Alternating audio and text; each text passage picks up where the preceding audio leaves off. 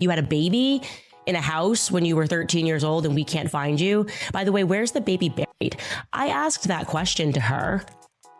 And she said what happened after she gave birth was they called her mom and they said that she's got to go. I said, how do you know the baby was dead? You're telling me they moved you into a room and they induced labor after you said, I don't want to give up my child. And the kids, we all thought they were this tragic little family. They weren't his. We found the DNA records later. This story just flipped in a way nobody saw coming. What looked simple at first is now packed with questions, wild speculation, and details that seriously don't line up. There are missing moments, timelines that clash, names popping back up out of nowhere, and online theories getting louder every day. People can't ignore it anymore, and as more claims keep spreading, more eyes are locking in on the bigger picture. So what is really going on here? Are people just reading too deep into coincidences, or are there key parts of the story that still haven't been fully explained? In this breakdown, we're diving into the main details, the timeline, and the exact questions everyone keeps asking right now. And if what Candace Owens just hinted at actually turns out to be true, then this doesn't just complicate Erika Kirk's story. It completely cracks it open and turns everything upside down. The version people believed for months is suddenly looking unstable. Now, all over social media, the same uneasy question keeps coming back again and again. Was Erika ever actually pregnant at all? And if she really was, the next question hits even harder. Was the child actually Charlie's? Right now, there are quiet whispers moving behind the scenes about alleged DNA proof being shared in private circles, and those rumors are getting louder by the day. What used to stay hidden in small online spaces is now spilling out into the open fast. It's catching attention quick, and people are starting to look way closer than before. But before running too far with it, it makes sense to slow down and look at something simple and real. In today's world, pregnancies get documented non-stop. People post updates, pictures, and videos at every stage. And when it comes to public figures or online personalities, that kind of content is usually everywhere for everyone to see. But in Erika's case, something feels off. There isn't one clear, candid photo showing her visibly pregnant. Not a single solid moment with a clear baby bump. No paparazzi shots, no casual pictures, nothing raw or unfiltered online where people can clearly point and say, there it is. And that silence stands out even more because Erika built her image around always being on camera. She's been seen everywhere, on stages, on flights, at events, and even during emotional moments most people would keep private, which makes this gap feel even harder to ignore. That's Erika Kirk getting an ultrasound. There's been a lot of talk about whether or not that woman has really ever been pregnant. Now, I've been pregnant 5 times. The first was a miscarriage, gave birth to 4. So you bet your ass I zoomed in on that ultrasound screen. And this is a close-up of the screen, which led me to do a deep dive into the stages of pregnancy, which I've done, back in the day when I was pregnant, but it's been a while. That's exactly why this next part is getting way harder for people to ignore. When Charlie passed away, Erika didn't step away from the spotlight, not even a little. She did the complete opposite and picked up the camera right away, documenting everything as it happened in real time. She filmed herself while grieving and even recorded the moment she kissed her husband goodbye. These were deeply personal moments most people would never think to share with the world. And yet, they were posted publicly for everyone to see almost instantly. That decision has people talking heavy. Because when someone shares that much of their life so openly, people start expecting that same energy across everything else too. And that's where the big question comes in. Here's the contradiction people can't stop pointing out. Why would a pregnancy be kept completely private and hidden, while grief, loss, and even the most painful goodbye were put out there right away for millions to see? If privacy was really the reason behind those choices, then why did it only apply to one specific part of her life? That uneven line is exactly what's making people raise eyebrows all over the internet right now. It just doesn't sit right with a lot of viewers. And this is the point where online discussions really started digging deeper, looking at every small detail. Erika's entire online identity is tied to her marriage. Her social media even says Mrs. Erika Kirk, connecting her whole public image to that name. So when the ultrasound footage started circulating, people were quick to notice something that didn't feel right at all. The name shown on that ultrasound wasn't Erika Kirk, and that detail hit people hard. It instantly added a whole new layer of questions that nobody could ignore. The name reportedly listed was her maiden name, Erika Franca, and that caught attention right away. Now, to be fair, there could be a simple explanation. Maybe it was older paperwork, maybe the hospital system hadn't been updated yet, or maybe it was just some kind of admin mix-up behind the scenes. That kind of thing does happen. But here's why people aren't letting it go. When someone builds their entire public image around being Mrs. Erika Kirk, seeing a completely different name on something as major as an ultrasound stands out fast and raises eyebrows everywhere. It's hard to see a lot of detail in that picture. Based on her stomach size and the size of what we can see, it would be safe to presume this is the viability ultrasound, that they determine if there's a heartbeat, which they can do as early as 6 weeks. And this is what it looks like at 6 weeks, and this is what it looks like at 8 weeks. Wanted to compare that to her picture, but I don't have the technology to zoom in on it. I wasted 2 hours. Except I learned that at 9 weeks, they hiccup. I didn't know that. And that wasn't the only detail people noticed either. Viewers also pointed out that Charlie wasn't present during that ultrasound visit. Instead, Erika was reportedly there with her mother, Lori. On its own, that might not seem unusual at all. Families show up to medical appointments together every day, and that part by itself doesn't prove anything. But when people start stacking that detail next to everything else being discussed, the missing pregnancy photos, the timeline questions, it starts to feel like another piece of a puzzle viewers are trying to figure out. And once those connections started being made, the questions began piling up quickly. When there's no clear public proof, even the smallest details start to feel massive, and people begin picking everything apart. That's exactly what happened when viewers went back and started digging through older clips. And that's when things started to look even more awkward. In one conversation, Erika struggled to remember her wedding anniversary and even stumbled over dates connected to her children. That moment alone sparked a whole new wave of speculation online. People kept replaying it, analyzing every second, trying to figure out what was really going on. And there's another clip that keeps making rounds from Charlie's podcast. In it, Erika casually mentioned that her obstetrician was no longer alive. That comment left a lot of listeners confused, with people searching for context and asking what exactly she meant by that. But it doesn't stop there. It takes an even sharper turn. Recently, Candace Owens made a claim that pushed this entire situation into a completely different lane. She alleged that on the day Charlie was shot, Erika may not have been where she originally said she was. That accusation alone sent the internet into a full frenzy, with questions spreading fast and people demanding answers. Erika originally stated that she was at the hospital with her mother receiving treatment that day. That was the explanation people were given at the time, and many accepted it as fact. But now, according to sources recently mentioned by Candace Owens, the story might look very different behind the scenes. Those sources are claiming Erika may have actually been at a hotel suite in Fort Huachuca instead. That claim has thrown everything into chaos online, with people trying to figure out what's real, what's rumor, and what's actually backed by proof. When all of this first came out, Andrew Colbert reportedly stepped in to back up Erika's timeline and keep things steady. He publicly suggested that Erika and Charlie had dinner together the night before, and he even shared a photo that was meant to support that claim. That picture, taken by Erika herself, showed a hand holding a phone while walking with children. Hid. Not because I was embarrassed, not because I didn't want anyone. Yes, we did keep it very private, but it's because it was a moment very sacred. I was growing a human inside of me, my baby. The world that Charlie and I live in is very toxic at times.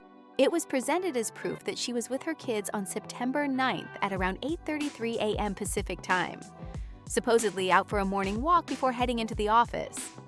At the time, that image was meant to calm everything down and shut the questions down fast. But now, new claims are coming in that seriously challenge that entire timeline. And suddenly, what once looked like solid proof is being looked at in a completely different way. According to these latest allegations, Erika may not have been with Charlie the night before at all.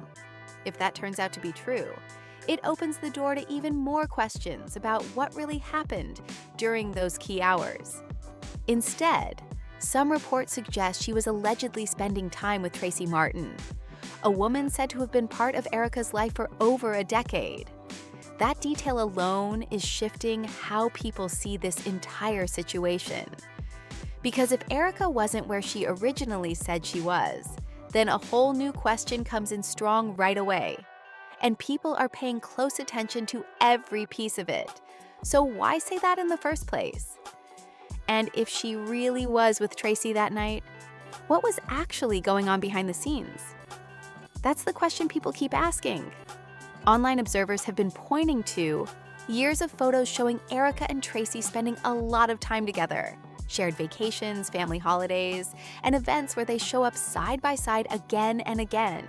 Tracy shows up in so many moments across Erika's life, and that's only brought more attention to their connection. People are going back through old posts, clips, and pictures, trying to piece together how close they really are. There are also claims circulating that Tracy's daughter, McKenna, may have worked as Erika's personal assistant at one point. Seeing Charlie in an elevator, everything about Charlie is adding up. I cannot get a single person to confirm if they saw Erika, who's apparently out and about. I then thought, wouldn't it make sense? She screams in the middle of a parking lot. She screams in the middle of a doctor's office. Everybody kind of knows where they were when Charlie got shot. Okay, if this doctor's office had people in it, there's going to be someone who said, hey, I heard a giant scream at my doctor's office. For some people, all of this just looks like a long-term friendship, nothing more. But for others watching closely, it opens the door to a completely different set of questions that the internet can't stop talking about. And this is where things really started to heat up online, with people digging deeper and pushing hard for answers. At first, the focus was mainly on one theory, that Erika may have used a surrogate to have children. That idea had already been moving quietly through online discussions for a while, but now it's getting a lot more attention than before. But once people started connecting everything, the missing pregnancy photos, the confusing name on the ultrasound, and those moments where details about her children seemed unclear, the conversation quickly grew into something much bigger. Suddenly, it wasn't just about surrogacy anymore. Some online commentators began pushing an even more dramatic idea, the possibility that the children could biologically belong to someone within Erika's close circle. Now, to be clear, these are claims being shared online, and none of this has been publicly proven. Still, that hasn't stopped people from going all in, analyzing every small detail they can find, and building their own theories. From their point of view, certain pieces seem to line up in a way that raises serious eyebrows. Supporters of this idea argue it could explain the lack of visible pregnancy photos. They say it might also explain why the ultrasound reportedly showed a different last name. And to them, it could even explain why pregnancy was kept so private, while so many other parts of Erika's life were shared openly for the world to see. That's exactly why this conversation keeps getting louder. More people are jumping in, asking questions, and trying to figure out what really happened behind the scenes as the speculation keeps building. And that brings everything to an even bigger question. People keep going back and forth, asking if any of these rumors actually hold weight, or if it's all just speculation getting out of control. Did Charlie really know what was going on? Or was he seeing a completely different version of events compared to what others are now starting to question? These conversations had already been moving around online for a while, but things took a sharper turn when a new name suddenly entered the mix: Tyler Bauer. That name alone added a whole new layer of curiosity and pushed the speculation into a completely different direction. Now, for some people, the story doesn't feel vague anymore. It's starting to sound very specific. Because at this point, the talk isn't just about secrecy or surrogacy anymore. It's shifted into something much more serious: paternity. Some sources circulating online have alleged that Tyler Bauer could potentially be the biological father of Erika's children. To be clear, there is no confirmed public evidence proving that claim. But the reason this rumor keeps spreading is because people believe certain timelines don't fully line up. Reports have suggested that Erika and Charlie's marriage may not have been in a strong place during that time, with some accounts claiming tension had been building behind the scenes. And when people start connecting those details, it only adds more fuel to the growing wave of questions that still haven't been clearly answered. And if that timeline is even close to accurate, it could completely change how people see everything that happened after. It adds even more weight to the questions that are already being raised all over the internet.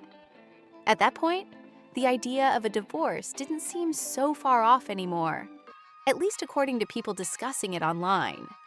It started to feel like something real that could have been building up fast behind the scenes.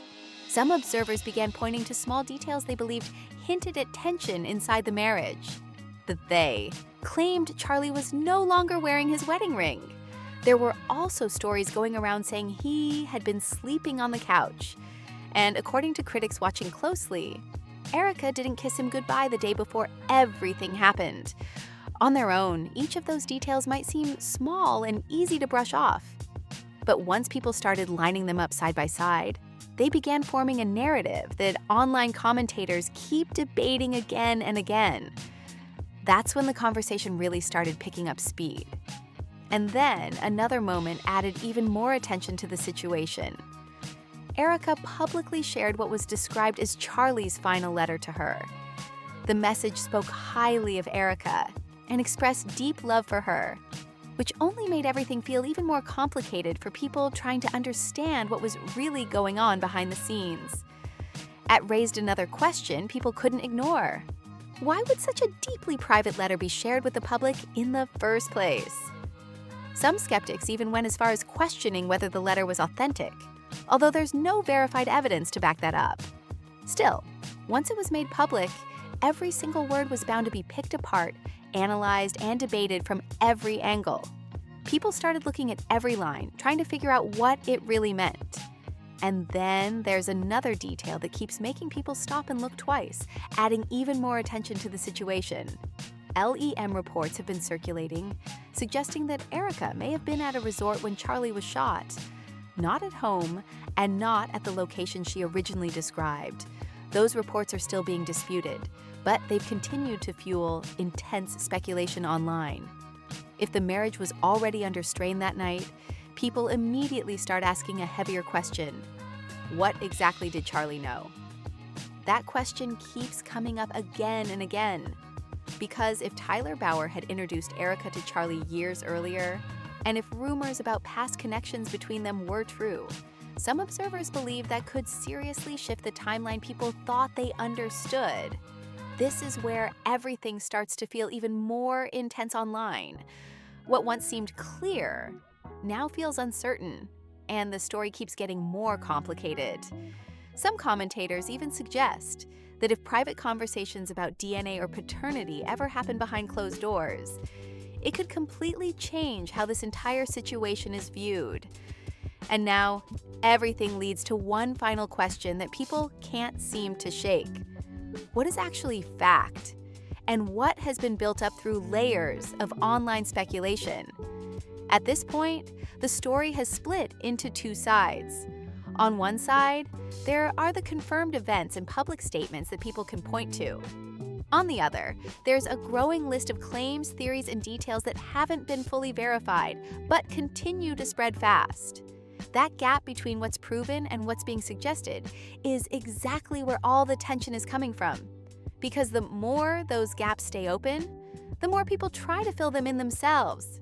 And that's why the situation keeps getting bigger instead of fading away. Every new detail, every resurfaced clip, and every claim, proven or not, adds another layer for people to question.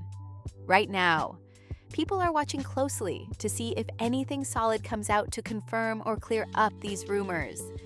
Because until that happens, the speculation isn't slowing down anytime soon. And whether these questions eventually get answered or not, one thing is clear. The version of the story people once believed is no longer being accepted at face value. Everything is being re-examined, and every detail is now under a microscope. And at this point, everything comes down to what can actually be proven and what might never be fully answered. Because right now, there are still more questions than clear facts, and that's exactly why people can't stop watching this story unfold. Some believe the truth is already out there, hidden in small details people have been picking apart this whole time. Others think key pieces are still missing and haven't been revealed yet. But either way, the pressure for real answers keeps building. What makes this situation stick is how quickly everything shifted. From a story people thought they understood to something filled with gaps, contradictions, and nonstop speculation.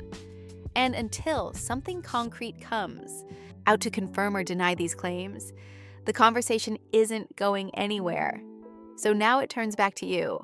What do you think is really going on here? Are these just coincidences being pushed too far, or is there something bigger that hasn't been fully uncovered yet? Drop your thoughts in the comments, because this is one people are seriously divided on. And if you want more breakdowns like this, make sure to like, subscribe, and share this video so you don't miss what comes next.